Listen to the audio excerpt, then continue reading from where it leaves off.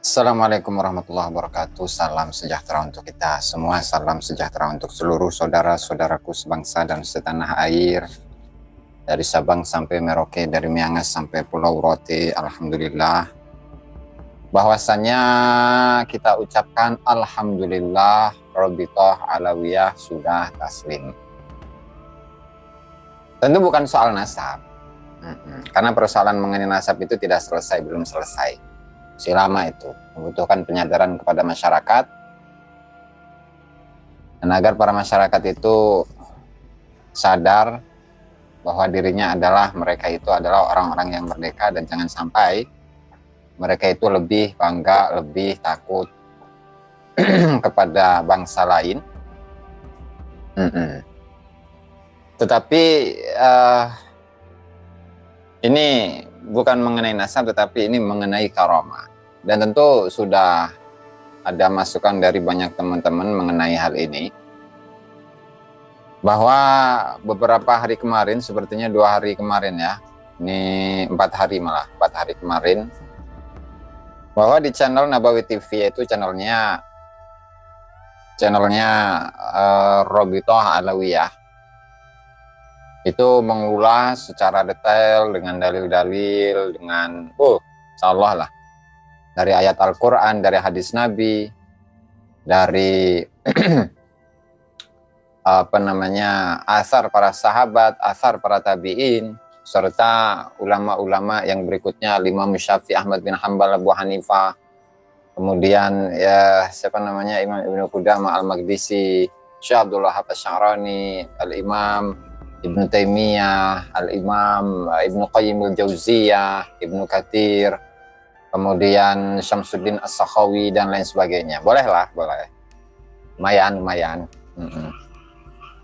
Tapi sayangnya, ya, kenapa yang muncul, kenapa yang ditampilkan itu bukan dari seorang Habib,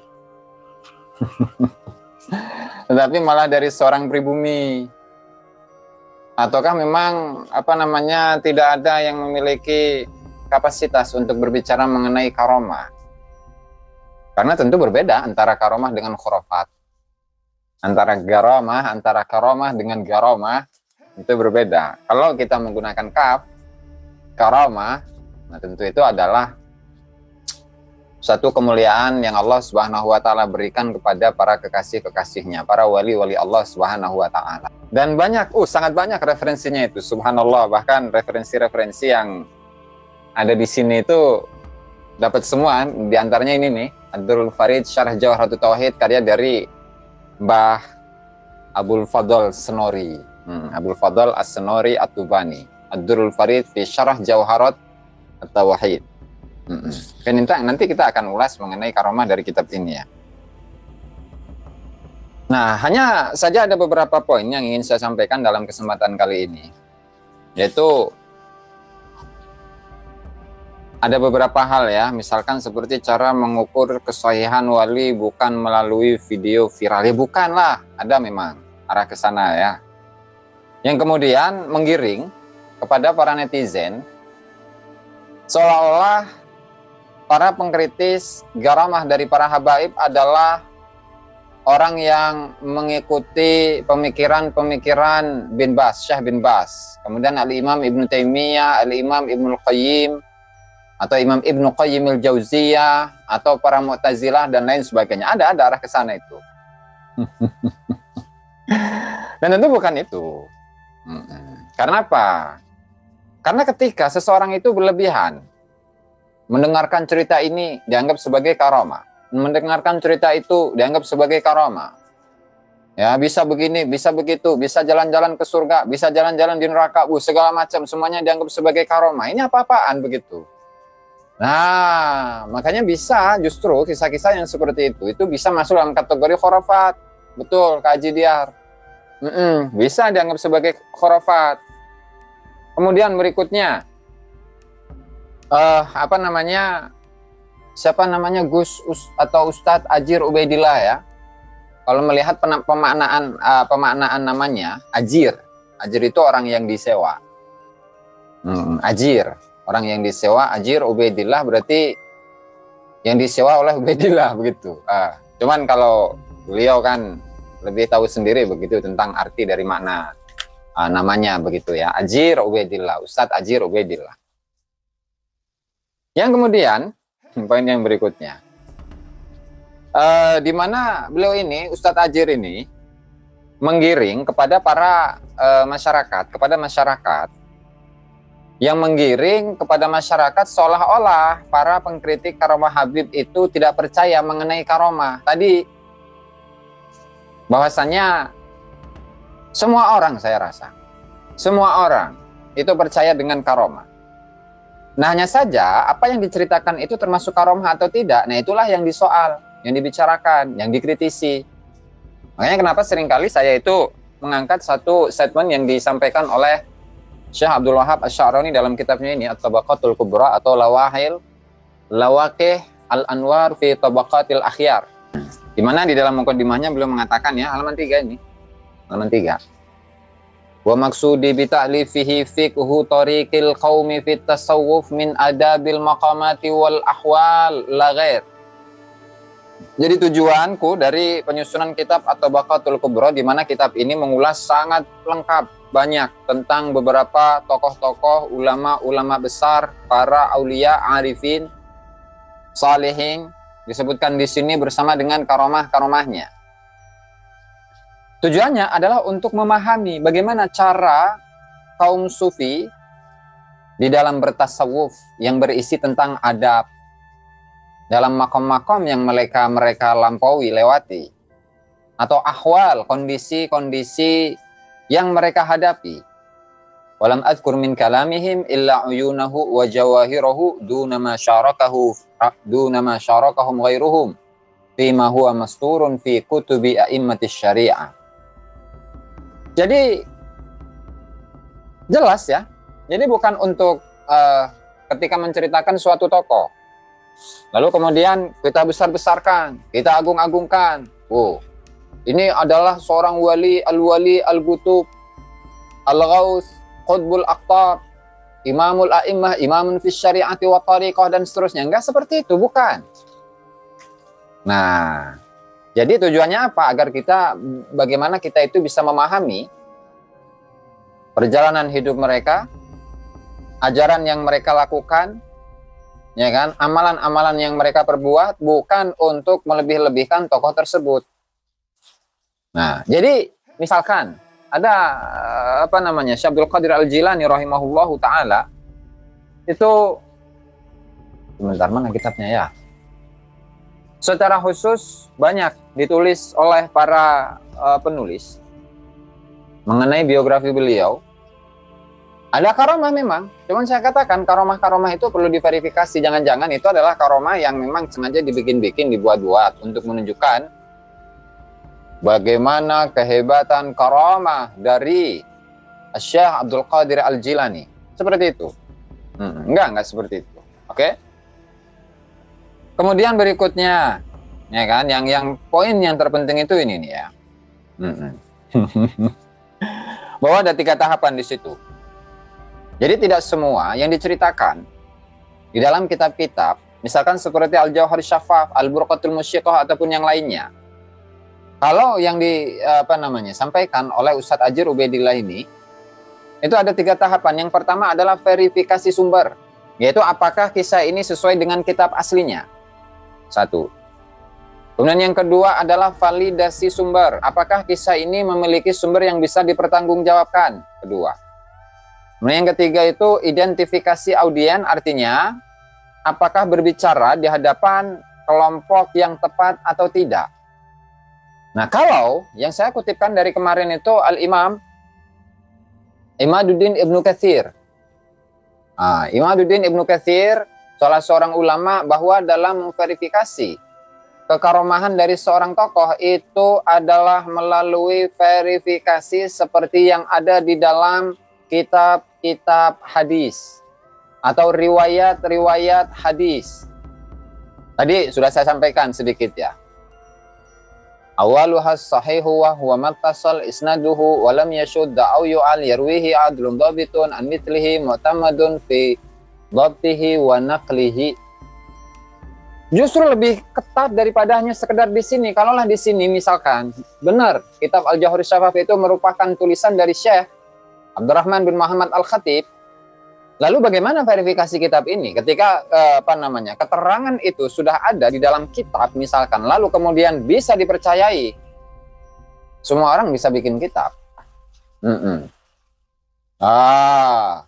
Jadi begitu. Makanya kenapa kemarin itu kita ulas mengenai statement Risalah fi Karamati Auliya Illah, Risalah fi Karamati Auliya Illah dari dua tokoh. Yang pertama adalah Syekh atau Al-Imam Ibnu Qayyim Al-Jauziyah Al-Hambali.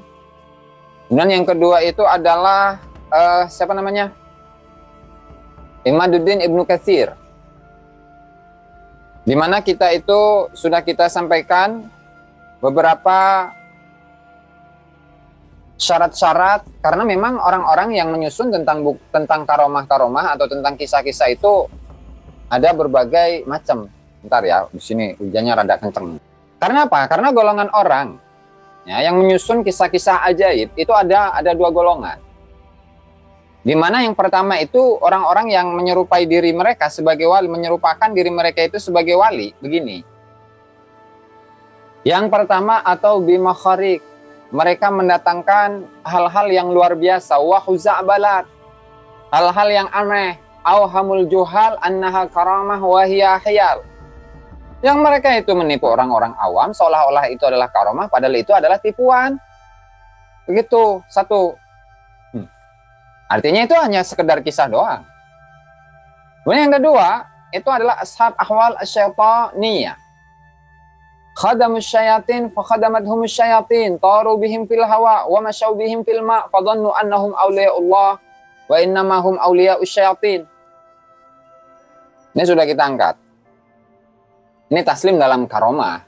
Artinya mereka itu orang-orang yang mereka itu meminta bantuan kepada setan, meminta bantuan kepada jin. Ya.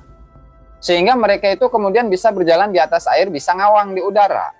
Dan itu ada dari dulu. Seperti Musailamah Al-Kadzdzab, Ibnu Sayyad, Al-Aswad Al-Ansi. Banyak mereka, banyak. Kemudian berikutnya, ada beberapa syarat untuk memverifikasi apakah sebuah kisah itu adalah karomah atau bukan. Makanya fa inna min syartis sihhah. Oke, bentar. Hasilul amr, kesimpulannya adalah anna kullama sabata naqluhu, setiap sesuatu yang tetap pengutipannya an waliyin min auliya illahi ta'ala, dari seorang wali-walinya Allah ta'ala, yusaddaqu bihi, maka itu bisa dibenarkan. Kalau memang orangnya itu ada dan dia itu adalah seorang waliullah wa sabata anhu, bahwasannya dia ini memang benar-benar memiliki atau diberi karamah, kemuliaan oleh Allah Subhanahu wa taala, ya bisa dibenarkan.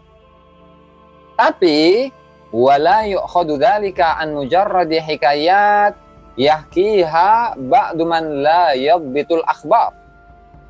Tapi itu tidak bisa diambil hanya sekedar dari cerita-cerita yang diceritakan oleh seseorang yang tidak memverifikasi informasi. Begitu. Kenapa? Fa inna min syartis sihah, karena syarat dari keabsahan dari sebuah informasi itu ittisalus sanad, nyambung sanadnya, binaqlil adl, dengan pengutipan riwayat dari orang yang adil, an mithlihi, dari sesamanya, sama orang yang adil, adhabit, yang kuat hafalannya, kokoh pendiriannya, hatta yantahiya ila muntahahu, sampai kepada ujungnya. Wala yuktafa fi qabulil khabar kaunu naqilihi salihan fi nafsih katsiral ibadah, dan tidak cukup ketika yang mengutipnya itu dalam menerima sebuah informasi, ya, kondisi dari penukilnya itu adalah orang yang saleh saja, orang yang banyak ibadah saja. Katakanlah al-burqatul musyiqah itu adalah seorang yang saleh, orang yang ahli ibadah, tetapi apakah lalu kemudian informasi-informasi yang dia sampaikan mengenai faqihil muqaddam itu bisa dipercaya? Nggak bisa, belum tentu kayak gitu. Atau misalkan Al-Jauhari Syafaf yang dikatakan bahwa penulisnya itu adalah Abdurrahman bin Muhammad Al-Khatib, ya, Dia orangnya soleh misalkan, dan dia adalah seorang wali misalkan.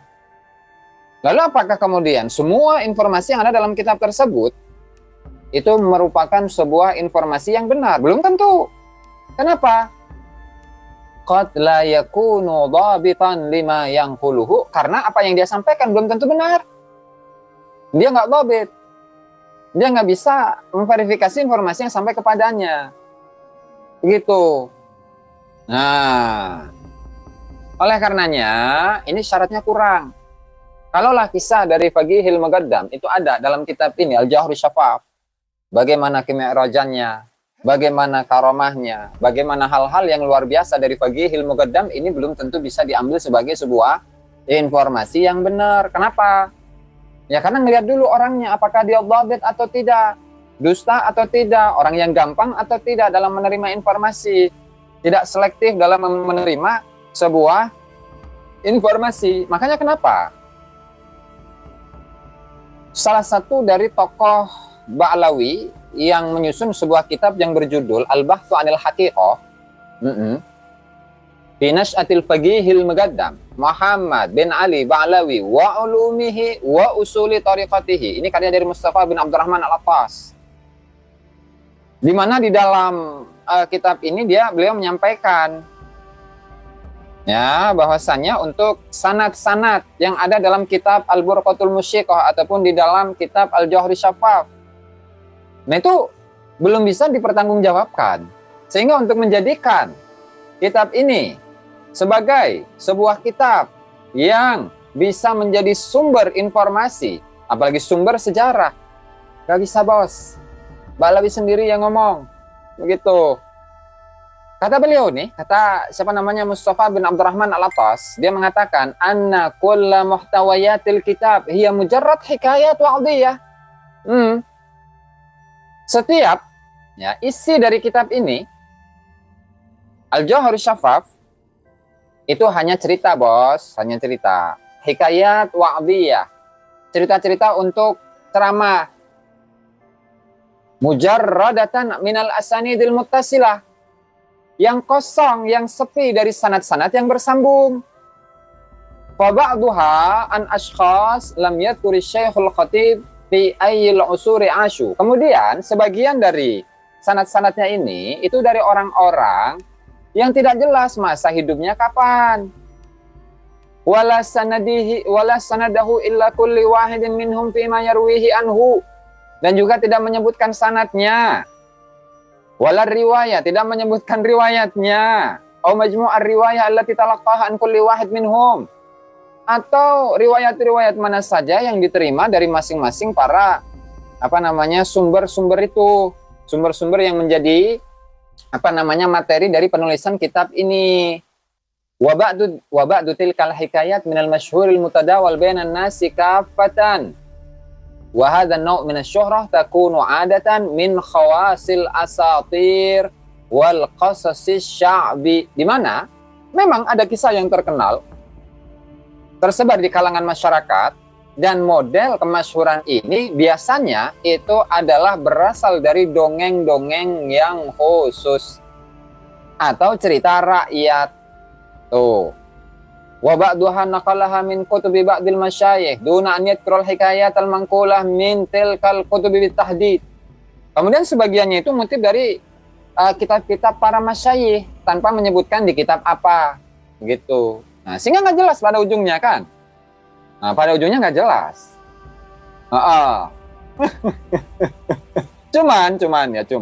Cuman. Wa yutlabu minal qari qabuluha bi husnidzan. Meskipun demikian, ya, dimohonkan, diharapkan kepada para pembaca kitab Al-Jawhar Syafaf itu untuk berhusnudzan, untuk menerimanya dengan husnudzan. Mi'raj 70 kali, bisa terbang ke sana sini, dan seterusnya. La ilaha illallah. Wa husnul i'tiqad. Semuanya harus memiliki keyakinan yang bagus untuk kitab ini. Harus bagus. Fima aurada hikayatihim, supaya apa? Supaya liyantafi al-qari'u biha, supaya orang yang membaca kitab ini bisa mengambil manfaat. Masya Allah, ini luar biasa ini memang ya. La ilaha illallah, keren memang, keren. Hmm. Subhanallah, subhanallah, subhanallah, ini luar biasa. Allah, Allah, masalah, masalah. Oke. Mana Beb Alkemi? Nah.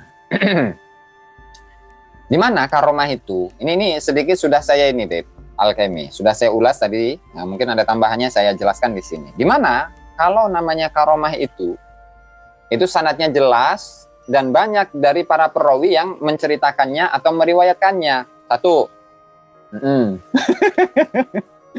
Untuk kitab ini husnudzon aja. Ini kan kata Habib. Nah, kata Habib kan untuk kitab Al-Jauhari Syafaf yang menyebutkan kisah Mi'raj Faqihil Muqaddam itu harus husnudzon saja. Tidak hanya husnudzon, husnul i'tiqad, keyakinan yang baik. Kata Habib Mustafa bin Abdurrahman Al-Atas dalam kitabnya Al-Bahthu 'anil Haqiqah. Al-Bahthu 'anil Haqiqah fi Nash'ati Al-Faqihil Muqaddam Muhammad bin Ali Ba'alawi wa nash'atihi wa usuli tariqatihi. Yang pertama, sanadnya harus jelas. Dan tadi seperti yang kita kutipkan dari Imaduddin Ibnu Katsir, ya, itu sudah jelas harus muttasilur riwayah anil adlil dhabit, kemudian al-muntahi sanad ila muntahahu, begitu. Nah, sudah itu. Pengantar Jauhari Syafaf sudah jelas, dipotong-potong, ditambahi keinginan penulisnya, betul. Itu satu. Kemudian yang kedua, al-karamah laha khalfiyah. Yang namanya karamah itu yang memiliki latar belakangnya, nggak ujuk-ujuk. Oh, karamah saya bisa berjalan di atas air. Karamah saya bisa merubah batu menjadi emas. Karamah saya itu bisa terbang ke atas langit. Wa asbab tuaddi ila zuhuriha. Dan yang namanya karamah itu, ya, ada sebabnya, nggak ujuk-ujuk, nggak tiba-tiba dia itu mengeluarkan karomahnya. Tiba-tiba dia jalan-jalan ke surga, di kakinya ada kuning-kuning, gimana itu? Karomah balapan terbang. Nah, itu nggak ada, itu nggak sesuai, begitu kan? Laha khalfiyah wa asbab tuaddi ila zuhuriha, gitu. Tuaddi ila zuhuriha yang bisa memunculkan karomah itu. Satu, dua udah. Kemudian tiga, al-karamah la tukhalifu syariah, di mana karomah itu tidak bertentangan dengan syariat. Seperti apa? Contoh.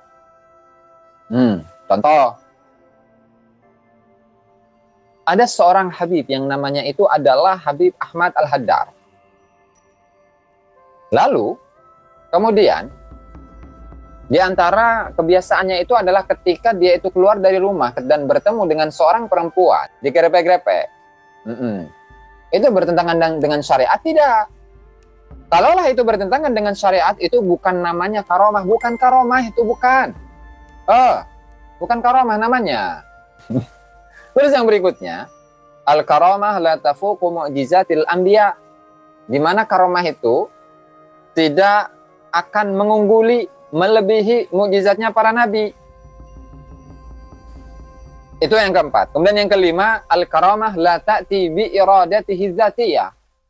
Karamah itu bukan berdasarkan atas keinginannya. Oh, saya ingin misalkan, ya Habib, siapa Alkemi, kamu datanglah kamu ke sini. Menggunakan apa? Menggunakan ilmu teleportasi. Bismillahirrahmanirrahim. Cus, Habib Alkemi tiba-tiba ada di sini. Nah, itu bukan karamah. Itu namanya khurafah. Begitu. Kan ilmu teleportasi yang bisa berpindah dari satu tempat ke tempat lain. Misalkan Habib Alkemi yang di mana begitu kan? Di mana? Jawa Timur, sana, di Tuban. Kemudian karena saya ini sedang merindukan Habib Alkemi, karena saya ini pengen ngerokok dengan Habib Alkemi. Lalu saya ini, udahlah, karena saya ini ingin ngopi bareng, rokok bareng dengan Habib Alkemi, maka saya menggunakan ilmu teleportasi. Bismillahirrahmanirrahim, fokus ke tempatnya Habib Alkemi. Cus! Langsung ke tempatnya Habib Alkemi. Kan keren? Nggak bisa seperti itu.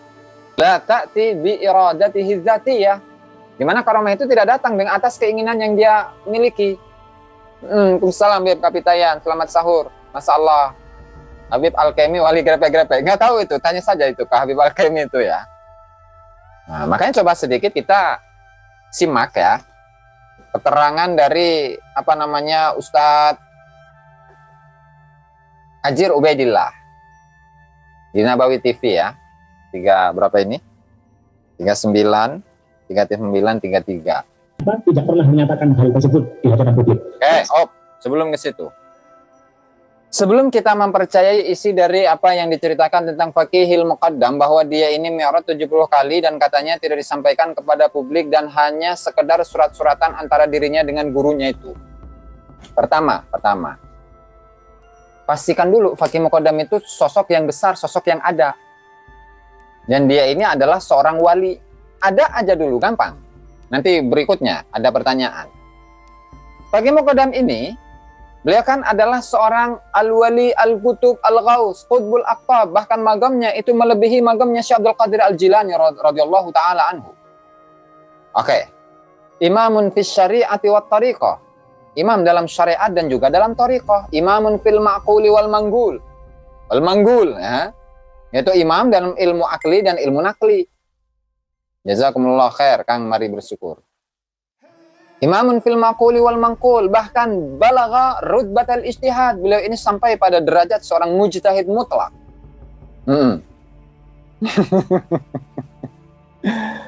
Ya, kemudian masyhur di mana-mana. Diakui oleh seluruh ulama. Bahkan dia inilah yang memasukkan pertama kali ilmu tasawuf di Hadramut. Nah, ini kan klaim semuanya itu, ya kan? Semuanya ini adalah klaim. Bisa dibuktikan tidak akan keberadaan dari Faqihil Muqaddam, bahwa dia benar sebagai imamun fil ma'quli wal manqul.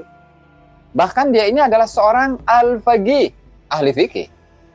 Al-muqaddam, ya, yang terdepan, ahli fikih yang terdepan. Berarti ulama-ulama fikih semuanya itu berada di bawahnya.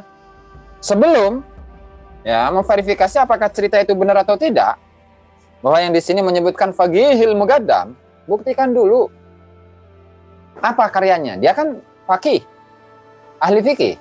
Ahli fikih itu dibuktikan dengan apanya? Dengan karyanya. Misalkan karyanya nggak ada, oke, nggak masalah. Tapi apa pandangan yang spesial, ciri khas pendapat fikih yang dimiliki oleh Faqihil Muqaddam kemudian dikutip di kalangan para ulama-ulama fikih. Saya ngasih contoh, misalkan Imam Daud Al-Zahiri yang dikatakan dia ini adalah seorang imam mujtahid mutlak. Imam mujtahid mutlak, ya. Dan dia ini memiliki banyak murid, memiliki banyak karya. Tetapi sampai saat ini kita tidak bisa menemukan karya-karya dari Al-Imam Daud Al-Zahiri secara langsung. Oke, nggak masalah, nggak ada kitabnya. Tetapi setidaknya para ulama-ulama ahli fikih, Al-Majmu' Syarah Muhadzab, kemudian kitab Al-Mughni karya Imam Ibnu Qudamah, kemudian karya dari Al-Bidayah dalam kitab fikih, ya, dalam mazhab fikih Hanafi. Kemudian Bidayatul Mujtahid karya dari Imam Ibnu, saya jadi lupa itu. Siapa Bidayatul Mujtahid? Musuhnya Imam Ghazali. Averroes. Siapa? Ibnu Rushd. Nah, baru ingat. Ibnu Rushd. Itu semuanya menyebutkan, pandangan dari Imam Daud Al-Zahiri begini dan begitu. Dalam permasalahan wudhu, dalam permasalahan najis, dalam permasalahan tayamum, dalam permasalahan zakat, dalam permasalahan puasa, dalam permasalahan hal-hal yang dapat membatalkan sholat, hal-hal yang membatalkan puasa, hal-hal yang membatalkan zakat, hal-hal yang membatalkan haji dan seterusnya. Dalam muamalat, dalam pernikahan dan seterusnya. Itu ada pandangan dari Imam Daud Al-Zahiri. Dan kemudian ada generasi penerusnya, pelanjutnya. Misalkan siapa namanya? Imam Abu Muhammad Ali Ibnu Hazm Al-Zahiri, yang punya kitab Al-Muhalla bil Athar. Ada itu. Lalu pembuktian bahwasanya Faqihil Muqaddam adalah seorang mujtahid dan gelar beliau itu adalah Al-Faqihil Muqaddam. Itu mana? Begitu. Itu mana? Kalaulah memang tidak ada, ya jangan dulu boro-boro percaya, orangnya saja nggak pernah ada. Kok ada kisahnya begitu? Misalkan seperti di Sunda Wetan itu gunung di Bandung itu Gunung Sangkuriang, ya. Gunung Sangkuriang, sosok dari Sangkuriang. Itu misalkan saya menulis kisah dari Sangkuriang, begini dan begitu. di mana dia punya seorang bapak yang kemudian dikutuk dan menjelma menjadi seekor anjing begitu. Nah, terus ibunya yang bernama Dayang Sumbi kemudian dia diusir karena lantaran anjing yang merupakan jelmaan dari ayahnya itu dibunuh, kemudian akhirnya diusir. Setelah Sang Kuryang ini dewasa, kemudian bertemu balik lagi kepada ibunya. Dan ternyata tidak lagi mengenali ibunya, bahkan justru dia mencintai ibunya dan ingin menikahi ibunya. Dan seterusnya lah. Itu saya tuliskan dalam sebuah kitab, saya tuliskan dalam sebuah buku. Sang Kuryang. Siap, Sang Kuryang. Lalu, saya juga menceritakan, garomah dari Sang Kuryang itu bisa mi'raj ke Sidratul Muntaha dalam satu hari satu malamnya itu 70 kali. Nah, kemudian karomah yang lain, dia bisa berjalan-jalan ke surga, bisa berjalan-jalan ke neraka, bisa memberikan syafaat kepada para murid-muridnya, para pengikutnya, kemudian para anak turunannya. Oke, sebelum saya itu mempercayai bahwa ini kisah adalah sebuah kisah karomah. Buktikan dulu bahwa Sang Kuryang itu adalah sosok yang pernah ada, dengan catatan, dengan bukti-bukti arkeologi, dengan pengakuan-pengakuan dari tokoh-tokoh yang hidup semasanya, sahabat-sahabatnya atau guru-gurunya. Kalaulah memang tidak bisa dibuktikan, lalu kemudian Sang Kuryang itu bisa mi'raj ke Sidratul Muntaha dalam satu hari satu malam. Dalam satu malam itu 70 kali atau 27 kali atau 7 kali. Ya nggak perlu debat lama-lama. Toh pada awalnya itu batal dengan sendirinya untuk menunjukkan bahwa sosok Sang Kuryang itu pernah ada. Begitu juga dengan sosok yang namanya Al-Imam Faqihil Mugaddam. Begitu.